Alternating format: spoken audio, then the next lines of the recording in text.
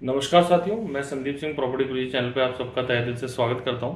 साथियों, आज के इस वीडियो में मैं आपको वाटिका और डिग्गी रोड के बीच में एक पर्टिकुलर रोड है जो डिग्गी रोड और वाटिका को कनेक्ट करता है, उसको कहते हैं लाखना रोड।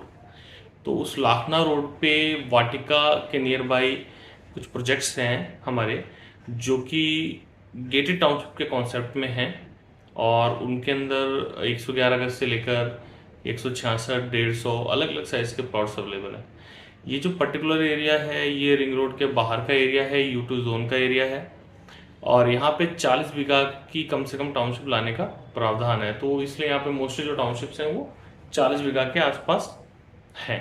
ये टाउनशिप जो है ये गेटेड टाउनशिप के कॉन्सेप्ट में डेवलप की जा रही हैं और खासकर जो दादिया वाटिका का जो एरिया है उसको सेंटर में लेके इनको डेवलप किया जा रहा है। कारण क्या है? टोंक रोड से अगर हम आसपास के एरिया में देखें तो लैंड की वर्थ काफ़ी ज़्यादा है, काफ़ी महंगी ज़मीनें हैं।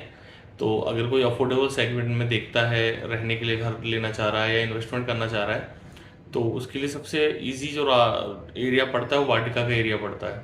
क्योंकि मेन चौकी ढाणी से रिंग रोड जो है वो 4 किलोमीटर है और वाटिका टाउन 2 किलोमीटर और आगे है। तो लगभग टोंक रोड से 6 किलोमीटर का डिस्टेंस हो जाता है और वो वाटिका जो टाउन है उसके सेंटर के चारों तरफ आसपास टाउनशिप्स कट रही हैं। दूसरा इसका मेन कारण क्या है? वाटिका एक सैटेलाइट टाउन के रूप में गवर्नमेंट डेवलप कर रही है, जहां पर हॉस्पिटल, छोटा स्टेडियम, मार्केट, जो ट्रांसपोर्टेशन की जो कनेक्टिविटी बसों के द्वारा वो सारी प्रदान की जा रही है। इसका कारण क्या है? गवर्नमेंट का ये सोचना है कि जो रिंग रोड है उसके नियर बाई ऐसे सब टाउन डेवलप किए जाएं, जिससे जो अफोर्डेबल सेगमेंट में लोग घर लेना चाह रहे हैं, उस पर्टिकुलर एरिया के आसपास के लोग रहने वाले हैं, वो उन्हें सारी सुविधाएं वहीं पे मिल जाएं। और शहर में काम करते हैं, आसपास सीतापुरा इंडस्ट्रियल एरिया में काम करते हैं या किसी और एरिया में सेज में काम करते हैं, कहीं और भी, तो इजीली वो अपना वहाँ पे घर बना सकें और काम करके वहाँ आ सकें।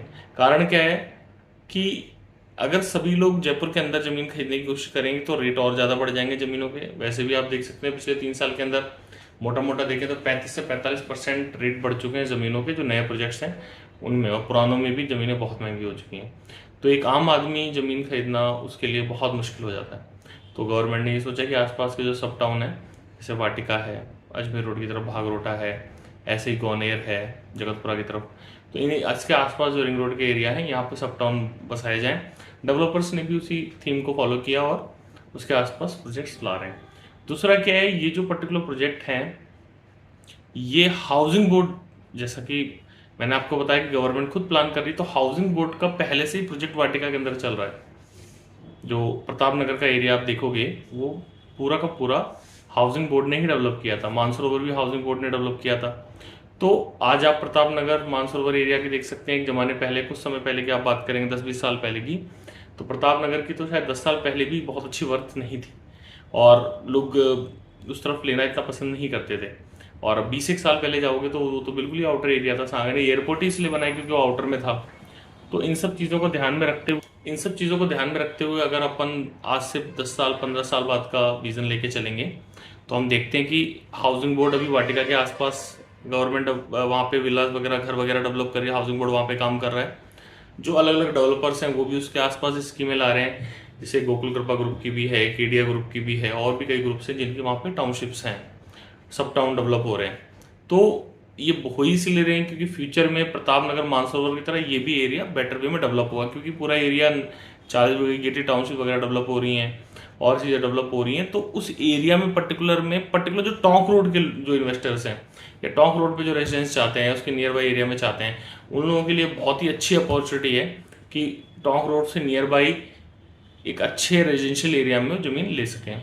इसके आसपास स्कूल्स की बात करें तो एक दो बड़े नाम मैं आपको बता देता हूँ, बाकी आप और रिसर्च करेंगे तो आपको और पता चल जाएगा बात करने पे।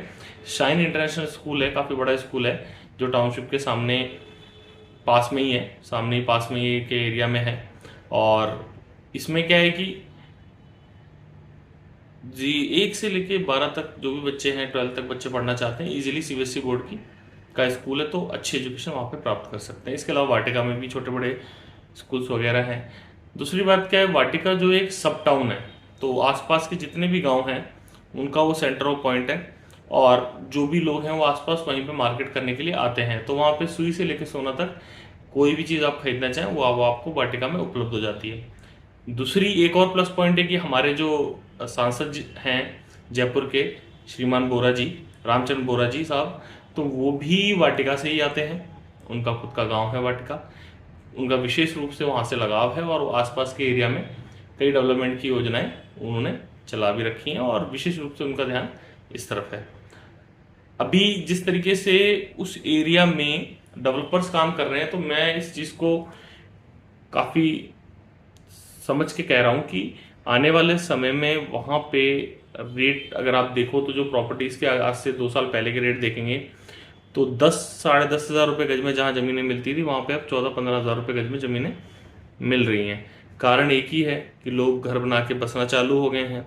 कुछ फ्लैट्स के प्रोजेक्ट भी हैं, जैसे आप अगर वाटिका थोड़ा सा आगे जाएंगे तो एक प्रोजेक्ट है रियासत वाटिका, उसके पड़ोस में फ्लैट्स का पूरा प्रोजेक्ट है। एक ख़त्म हो चुका है जहाँ लोग रह रहे हैं और दूसरा चल रहा है, उसी के सामने हाउसिंग बोर्ड का भी काम सारा चल रहा है। तो इन सब चीज़ों को देखते हुए अगर वहाँ पे हम इन्वेस्ट करते हैं तो हमको अच्छा रिटर्न मिल सकता है। तो आप सब साथियों से मेरा निवेदन है कि जो भी टोंक रोड वाटिका एरिया में, रिंग रोड के आसपास के एरिया में इन्वेस्ट करना चाहते हैं वो मेरे इस वीडियो में दिए हुए नंबर पर मुझसे कॉन्टैक्ट करें और मेरे से जो भी उनको जानकारी प्राप्त होती है अगर उनको वो सूटेबल लगती है तो फिर मैं आपको प्रोजेक्ट विजिट कराता हूँ और एक अच्छा इन्वेस्टमेंट मैं आपको करने में मदद करता हूँ।